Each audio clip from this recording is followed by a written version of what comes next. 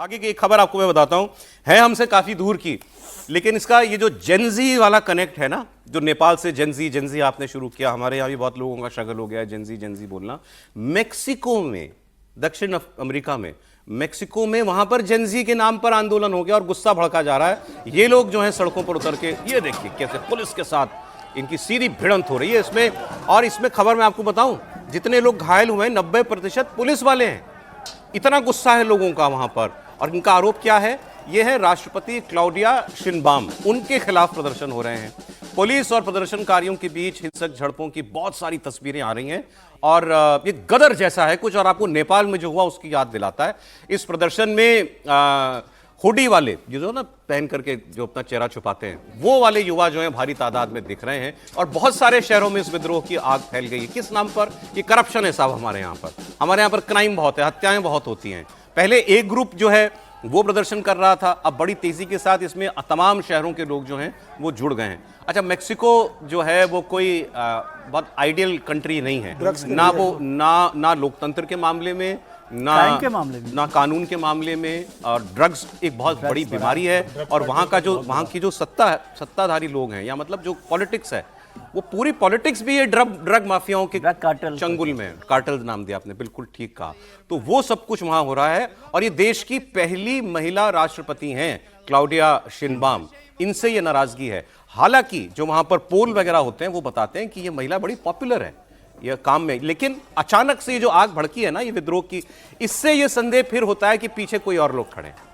अचानक से ऐसे कैसे? ड्रग कार्टेल इसके पीछे कोई भी मतलब ये कोई स्वयंभू आंदोलन नहीं लगते, ये प्रायोजित लगते हैं निश्चित रूप से, जैसे नेपाल में लग रहा था। और मेक्सिको के बारे में तो कहा जा रहा है कि जिस तरीके से इस महिला ने वहाँ पे ड्रग्स कंट्रोल करने की कोशिश की है वहाँ पर अपने राज्य के अंदर, तो उसके खिलाफ ड्रग कार्टेल के बड़े जो वहाँ पे ग्रुप है, उन लोगों ने उसके खिलाफ जनता को भड़काने का काम किया। और बड़ा पैसा इसके अंदर पंप किया जा रहा है मेक्सिको के अंदर। जो विरोध कर रहे हैं उनको बहुत पैसा, सुविधाएं, संसाधन उपलब्ध कराए जा रहे हैं। क्या विरोध करो और तख्ता पलट मेक्सिको के अंदर होना चाहिए, क्योंकि वहां के जो बड़े प्रभावशाली लोग हैं, जो ड्रग्स के माध्यम से, अपराध के माध्यम से और जो हथियारों के तस्करी के माध्यम से पैसा बनाते हैं, उसके खिलाफ इस राष्ट्रपति ने बहुत कड़क। मगर कौन है ये जेनजी को कौन बार बार भड़का रहा है दुनिया भर में? कभी किसी देश में, कभी किसी देश में। वही जिसकी हम लोग आगे बात करने वाले हैं सर, वही है ना। तो बता देता हूँ आपको, सबका मालिक एक है ना। इस पर बात हुई थी, वही इसके पीछे है। सबका मालिक देखिए अमेरिका क्या कर रहा है। बड़ी चर्चा हुई साहब, रूस ने जो है परमाणु ऊर्जा से चलने वाली मिसाइल, परमाणु ऊर्जा से चलने वाला टॉर्पीडो, उसका परीक्षण किया। अमेरिका में ट्रंप ने कहा कि हम भी परीक्षण करेंगे, न्यूक्लियर परीक्षण 33 बरस के बाद। लेकिन रूस ने कहा हमने कोई परमाणु बम तो नहीं विस्फोट करके उसका परीक्षण किया, हमने तो मिसाइल चला के देखी है जो परमाणु बम ले जा सकती है। तो ट्रंप के लोगों ने भी कहा कि ठीक है, फिर हम भी ऐसा ही परीक्षण करेंगे। और वो परीक्षण अब ये पता लग रहा है कि ये पहले कर चुके थे। ये काम अमेरिका अगस्त में कर चुका था। अमेरिका ने जो उसका सबसे उन्नत तकनीक का जो विमान है, फाइटर जेट F-35A, इस लड़ाकू विमान से एक B-61-12 इस नाम का एक परमाणु ग्रेविटी बम, अब इस नाम से कोई बम होता है, ग्रेविटी बम, उसका सफलतापूर्वक उड़ान से परीक्षण किया, टेस्ट किया। यह परीक्षण हुआ उनके नेवादा में। वो न्यूक्लियर से जुड़ा जो भी काम करना होता है वो नेवादा स्टेट में ही करते हैं। तो वहां पर एक टोनोपा परीक्षण रेंज है, वहां पर 19 से 21 अगस्त तक यूटा के हिल एयरफोर्स बेस के सहयोग से इसको किया गया। अब ये जो B-61-12 परमाणु ग्रेविटी बॉम्ब है, इसको F-35 विमान से लॉन्च करके, मतलब गिरा करके देखा गया। क्योंकि बॉम्ब गिराना ऐसे नहीं होता कि आपने बस छोड़ दिया, वो बॉम्ब गिरता है तो फिर वो टारगेटेडली कहीं जाता है। तो अमेरिका ने इस न्यूक्लियर बम की सफल टेस्टिंग के बारे में दुनिया को बताया 14 नवंबर को। और ये कदम विश्व भर में परमाणु हथियारों की होड़ को एक बार फिर से शुरू कर सकता है।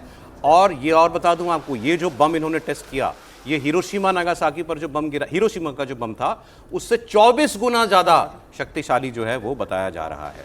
तो ये परमाणु वाली जो होड़ है, पता नहीं क्यों ये और ये किसको दिखा करके क्या साबित करना चाहते हैं। ये टेस्ट उन्होंने इस नाम पे किया कि ये बम तो हमने बहुत पहले बना रखा था, लेकिन हमको ये देखना था कि ये कितना वर्केबल है और इसका लाइफ स्पैन बढ़ाना था। तो अब ये 20 साल तक के लिए कहा जा रहा है इसकी लाइफ बढ़ गई है इस टेक्नोलॉजी से बने बम की। मतलब अगले 20 सालों तक इसमें कोई छेड़छाड़ टेक्निकल करने की जरूरत अमेरिका को जो है वो नहीं पड़ेगी सर। रूस के बाद अमेरिका। देखिए, रूस के बाद अमेरिका ने किया, अब इसके बाद आप चाइना का इंतजार कीजिए। चाइना हो जाएगा तो आप फिर उत्तर कोरिया का इंतजार कीजिए।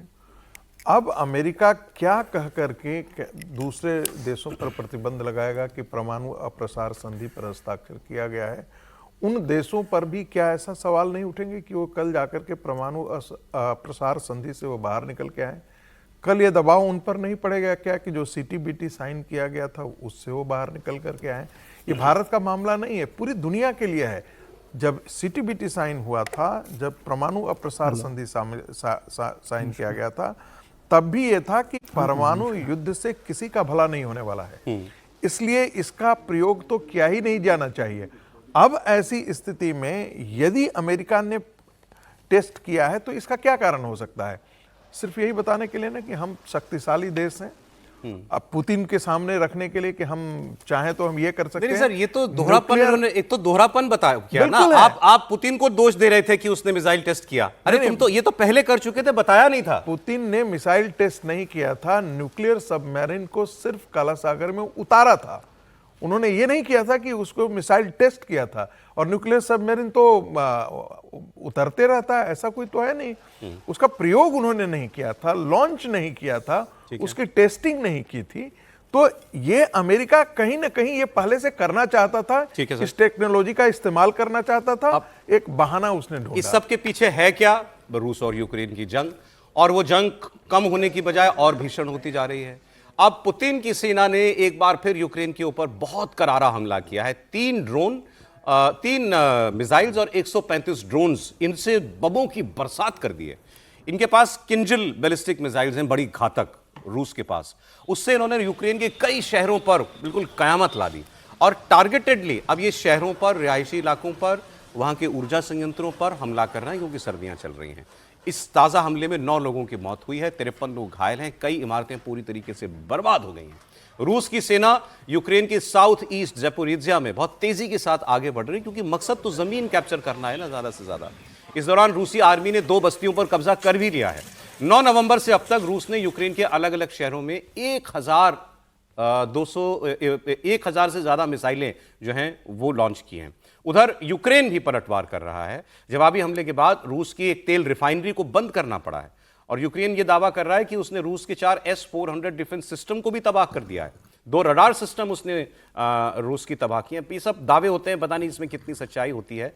लेकिन अब एक चर्चा इस बीच और चल पड़ी है, वो ये कि अब ट्रंप और पुतिन जो हैं एक बार फिर उनको मिलना चाहिए। आप याद कीजिए, हंगरी में दोनों नेताओं के मिलने का एक प्लान बनाया गया था, क्योंकि हंगरी यूरोपियन यूनियन का हिस्सा होने के बावजूद पुतिन के करीब हैं वहां के राष्ट्रपति।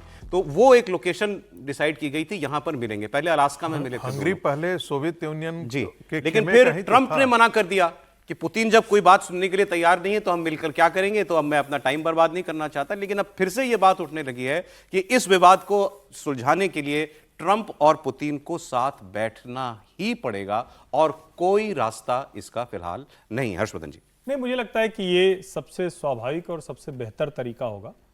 इसमें पुतिन का मैं कम देखता हूं दोष, इसमें दोष बड़ा डोनाल्ड ट्रंप का है। डोनाल्ड ट्रंप को यह समझना चाहिए कि पुतिन ने तो युद्ध छेड़ा है, आपको युद्ध रुकवाना है। आप मीडिएटर की भूमिका में हैं, आप मध्यस्थ की भूमिका में हैं। यूक्रेन के साथ जितनी तरह की चीजें हैं, हथियार देने से लेकर, वो सब आपके ऊपर आ रहा है। फंडिंग से लेकर हथियार देना, मिसाइल देना, वो सब आपके ऊपर है। आपको यह भरोसा कायम करना है कि पुतिन को लगे कि हां, ये हमारे भी पक्ष में कुछ बातें बोलेंगे। अब आप मध्यस्थता करने गए हैं, आप धमकी भी देते हैं, आप कहते हैं कि 2 दिन में खत्म कर देंगे, फिर आप कहते हैं कि नहीं, पुतिन तो अगर तय कर लेगा तो सब खत्म कर देगा। मुझे लगता है सबसे बड़ी गड़बड़ डोनाल्ड ट्रंप में है, और डोनाल्ड ट्रंप को दुनिया के दूसरे राष्ट्राध्यक्षों को इस शांति अभियान में अपने साथ लेना चाहिए। जो ये सबसे बड़ी गड़बड़ है ना, कि डोनाल्ड ट्रंप सोचते हैं कि मैं जाऊंगा 2 हाथ पकड़ के खड़ा कर दूंगा, तो ये 2 हाथ पकड़ के खड़ा करने वाला समय नहीं है। उन्हें कुछ और देशों के राष्ट्राध्यक्षों को बुलाना चाहिए, साथ में बिठाना चाहिए, और तब जाकर इस शांति वार्ता पर हम जो लोग यूक्रेन का साथ देते हैं, यूरोप के सारे देश खड़े हैं उनके साथ, फ्रांस, जर्मनी, सब सारे देश, यूके वगैरह, उनको साथ में ले।